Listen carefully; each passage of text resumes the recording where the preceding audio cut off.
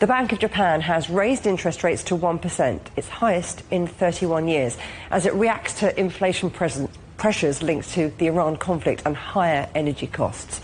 The US Federal Reserve and Bank of England are expected to hold rates steady for now, as policymakers weigh geopolitical risk against slowing growth.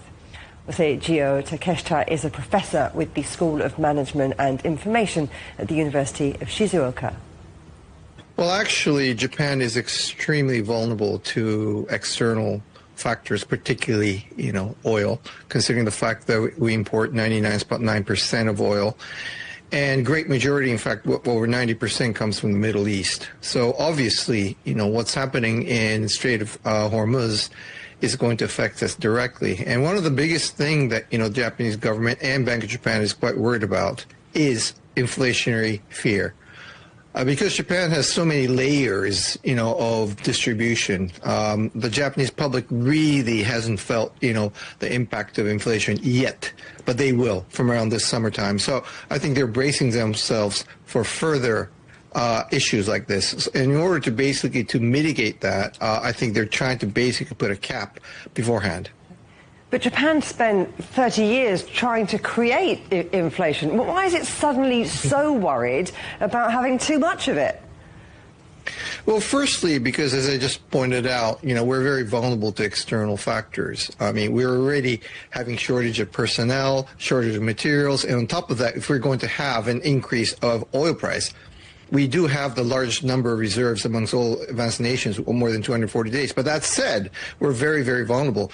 And in addition, if this is accommodated at the same time concurrently by weakening of the yen, that's double whammy. We get high oil price and low yen or weak yen. And that is going to basically flare up the inflationary fears that we're already seeing right now. Because, as you pointed out, we haven't seen the word inflation for well over 2 decades. But right now, it's moving well above 2% target of CPI. So basically, I know that the authorities are bracing themselves for the effect to be seen on consumer side. Should we stop calling this an inflation shock and just start saying, look, this is a just much more expensive world? Well, Japan isn't as expensive. Well, if you're a foreigner coming into Japan, you probably feel that things are so cheap here because of the weakening of the yen. Yeah. It's becoming very difficult for us Japanese to go overseas. So, yes, the world is becoming very expensive for us. But again, the wage rise in Japan has been very, very slow. In fact, until we had this, oil price surge, Japan hadn't seen wage rise for well over 20 years, which is quite amazing. And under that circumstance, if we're going to see, inflation flaring up, obviously the frustration amongst the public is going to go up.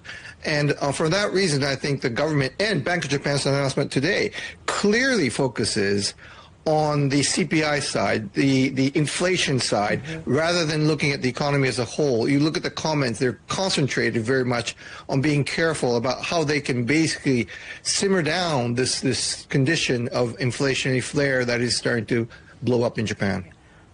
What happens next if more countries start thinking like Japan? Well, unfortunately, this is comparative analysis, and people keep asking me about, what happens in, Bank of Japan meeting. But I always say, I've said this 1,000 times, and I'll say it for the 1,001st time, but if you want to see where the yen is going, well, watch the FOMC on the 17th.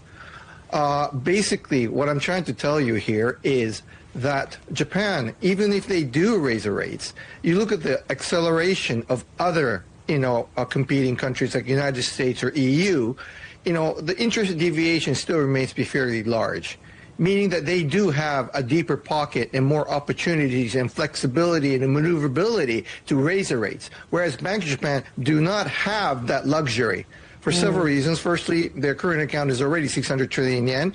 They have worries about, balance sheet worsening on themselves. And of course, the economic revival may be cut off by, increased rates. These are the factors that they're so afraid of. And for that reason, it's very difficult for Bank of Japan to make that maneuverability that, for example, the Fed or the ECB has.